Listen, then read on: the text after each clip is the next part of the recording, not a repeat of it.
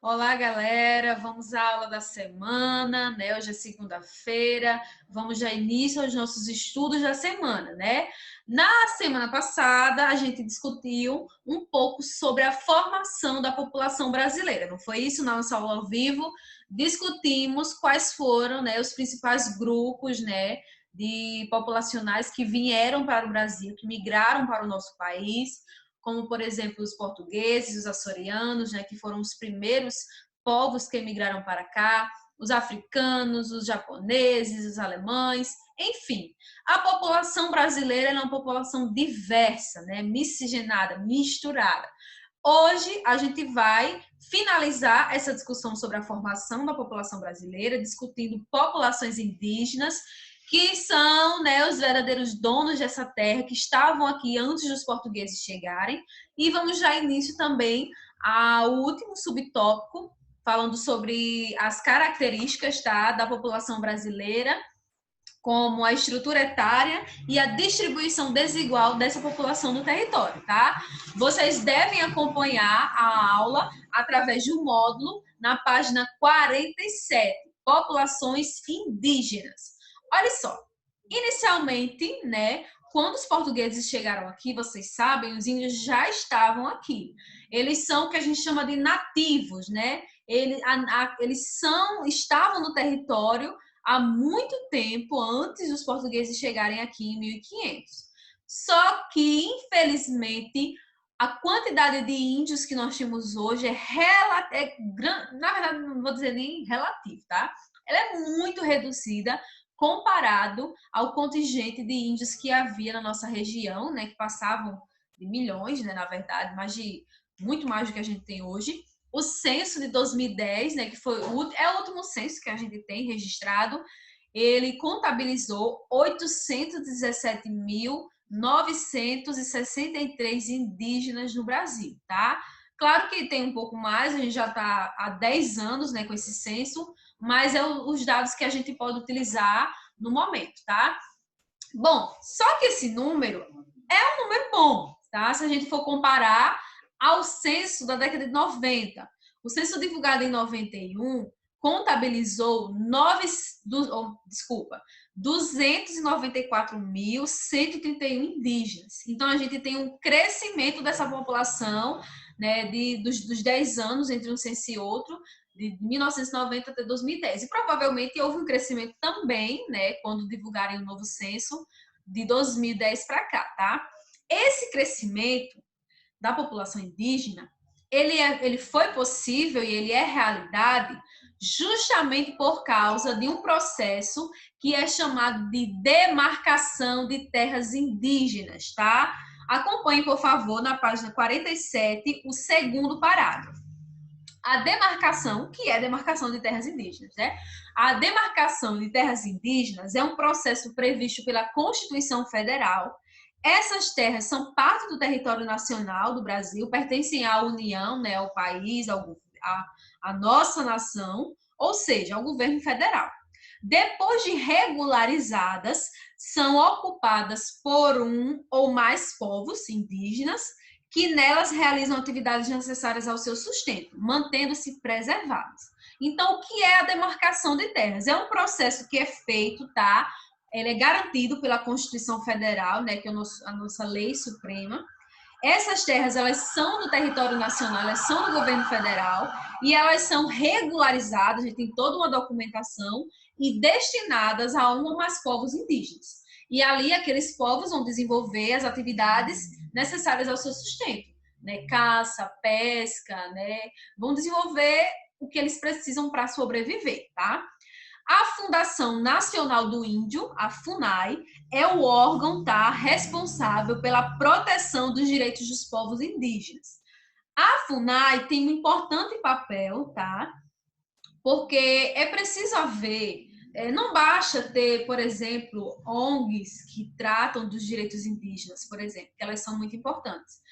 É preciso haver uma representação no poder público, porque a gente vive numa república, né, que tem leis, que tem toda uma organização administrativa e extremamente burocrática, inclusive. Então, a FUNAI ela está ali para representar perante o governo federal os interesses da população indígena, né, e de proteger, né, e garantir que esses direitos que eles têm sejam de fato exercidos, tá? Infelizmente, ainda há muitas questões mal definidas com relação aos direitos das populações indígenas. Por quê? Existem muitos grupos que ainda esperam a demarcação das suas terras. E, além disso, ainda existem muitos grupos que são perseguidos por fazendeiros, tá? Na região em que o grupo está, muitos fazendeiros perseguem as comunidades indígenas justamente para tomar conta dos seus territórios. E muitos conflitos já aconteceram, tá, gente? Muitos índios morreram já nesses conflitos. E quando eu falo conflitos com fazendeiros, não é do período colonial, não, que eu estou falando, tá? Eu estou falando do período recente, século XXI, nos últimos 10 anos, por exemplo, tá? Bom, o dever do governo é assegurar a demarcação das terras, tá? É regularizar, regulamentar para que, de fato, isso aconteça. Agora, como é que isso acontece, tá? Acompanhe, por favor, o terceiro parágrafo. Como eu já havia dito, né, no Brasil, a proteção e promoção dos direitos dos índios é feita pela FUNAI. Esse órgão, ele está submetido ao Ministério da Justiça, tá? Quer dizer que ele responde, né, ao Ministério da Justiça. A regulamentação das terras indígenas, ela passa por várias etapas, uma série de etapas. Inicialmente, começa com o estudo do reconhecimento, tá? O que é esse estudo do reconhecimento? Das terras, tá? Estudo das terras para e daquele grupo, o grupo X, que vai ser destinado àquela terra, e deve ser aprovado, tá? Para que ocorra a delimitação. Primeiro faz o estudo, o reconhecimento para poder fazer a delimitação. Enquanto esse pedido é encaminhado e analisado pelo Ministério da Justiça, aí depois disso vem a declaração, tá? Quando são delimitados os marcos geográficos da terra, né? O tamanho da terra, do terreno de tal a tal canto vai ser demarcado para a população indígena, vai ser para o grupo X, tá? De índios, tá? A homologação, palavra difícil, né? A homologação, né, é a parte em que é aprovado pela Presidência da República. Somente depois de todas essas etapas, somente depois do reconhecimento, da delimitação da terra, da analisação pelo Ministério da Justiça, da declaração, da delimitação geográfica, tá? É muita coisa, gente, né? Bem burocrático e bem complicado. E da aprovação da Presidência da República, aí, de fato, pode-se dizer que aquela terra está demarcada para a comunidade X, tá? Então, hoje, existe um processo, né, para isso. Que bom que existe, tá? Só que, infelizmente, ainda existem muitos atrasos nesse sentido e muitas dificuldades para as populações indígenas que ficam aguardando, tá? Bom, vamos agora para o tópico que trata especificadamente das características da população brasileira. Página 48, por favor. Olha só. A população brasileira, ela sofreu um grande crescimento no século XX, tá? Assim como a população mundial. Então, no último século, né, antes da década de 2000 chegar, século XX, a gente tem um crescimento exponencial da população brasileira e também da população mundial. Por quê? O que é que responde isso? De onde vem isso? Houve uma taxa de natalidade elevada, ou seja, de nascimentos elevada, e uma de mortalidade em queda. Então, nasciam muitos brasileiros e morriam menos brasileiros, né? Os brasileiros começaram a viver mais, a alcançar a maioridade, né? E ter uma mortalidade baixa. Explicação geral, tá? Foram essas duas situações. No processo de urbanização, a gente inclui-se, né, dentro dessa estrutura, né, a urbanização. Por quê? As pessoas, né, a população brasileira, a partir da década de 70, né, no século XXI, passaram a migrar do campo para a cidade, em virtude da modernização do campo, né, de buscas por melhores condições de vida. E nos centros urbanos, elas encontraram essas melhores condições de vida. Por quê? No campo não tinha-se posto de saúde, né, hospital, escola de qualidade. E na cidade, naquele momento, existia isso, né? Então, de certa forma, havia melhores condições na cidade do que no campo, né? Havia mais saúde, mais educação, enfim. Houve, portanto, um fenômeno que a gente chama de transição demográfica. O que é a transição demográfica? É quando uma população de um país, né, de uma região, ela passa por uma mudança drástica na sua demografia. Quando, né, no decorrer de um tempo, de alguns anos, por exemplo, ela tem uma mudança, por exemplo, um crescimento, que é o caso brasileiro, um crescimento exponencial da população, ou, por exemplo, em outra situação, de outro país, por exemplo, um aumento na taxa de natalidade, mas também um aumento na taxa de mortalidade. Então, quando há uma mudança grande na estrutura demográfica da população, aí acontece o fenômeno de transição, mudança demográfica. E foi o que aconteceu no Brasil no século XX, tá? Só que a gente precisa entender um pouquinho isso. Por quê? Quando há uma queda na mortalidade e na natalidade, a gente tem também mudanças sociais e econômicas. Se num país passa-se a morrer menos pessoas, mas também a nascer menos pessoas, existem mudanças sociais e econômicas acontecendo. Vou dar um exemplo.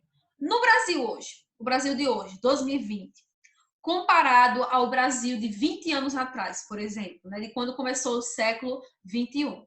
Hoje, há muito mais mulheres no mercado de trabalho do que na década de 2000. Então, a tendência é que haja uma queda na natalidade, porque as mulheres elas estão trabalhando, entrando mais no mercado de trabalho do que há 20 anos atrás, e, portanto, elas passam a ter menos filhos, porque elas não estão mais em casa trabalhando, elas estão trabalhando fora de casa, né? A mulher trabalha em casa e trabalha fora de casa também. Muitas mulheres. Então, o número de filhos, isso é cientificamente comprovado, tá? O número de filhos acaba reduzindo. Se antes, no geral, as mulheres brasileiras, há 20, 30 anos atrás, elas tinham, por exemplo, 4 filhos, hoje elas têm 2 ou 1 filho. Agora, isso é algo geral, tá? Isso é um cálculo que é feito de maneira geral. Claro que existem situações e situações, tá? Só que a gente vai pegar a regra e não a exceção, tá? Bom, estrutura etária brasileira, tá?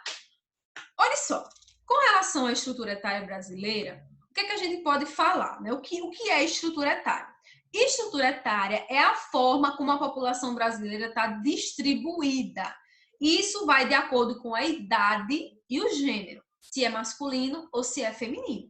Então, se eu perguntar o que é estrutura etária, vocês vão me dizer basicamente que é a forma como a população brasileira está dividida, tá? E considerando dois aspectos elementares, tá? Que é a idade da população e o gênero, se é masculino ou se é feminino.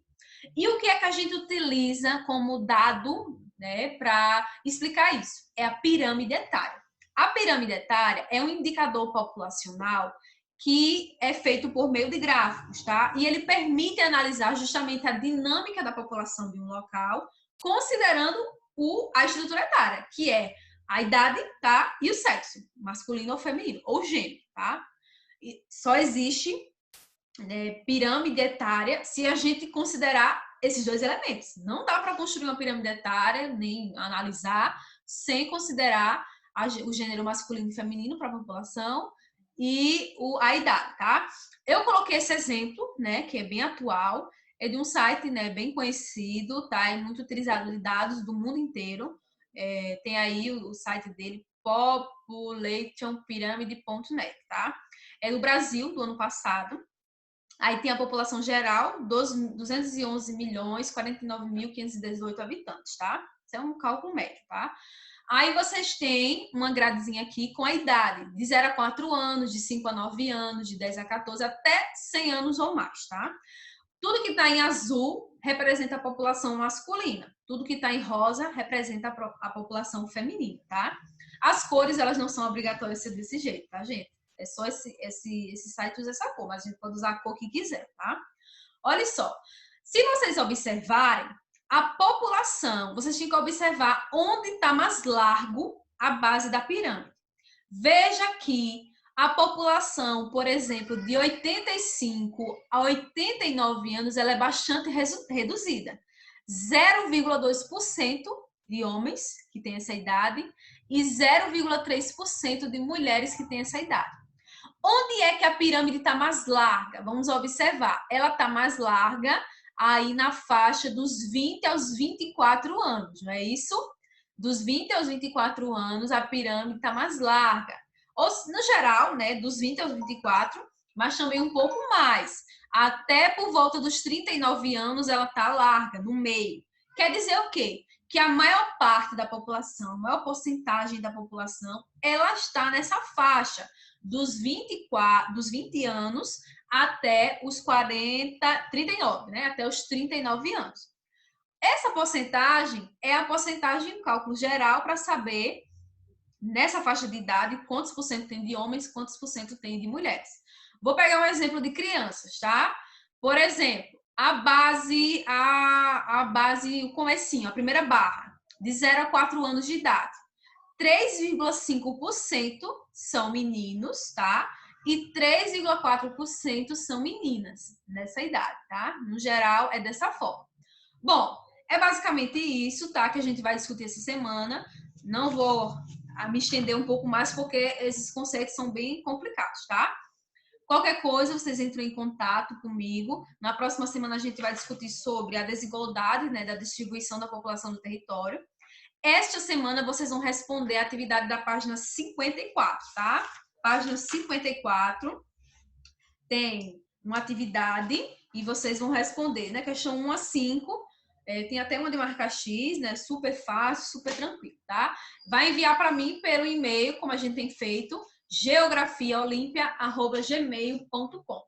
Fiquem com Deus, um abraço a todos, até a próxima semana e tchau, tchau.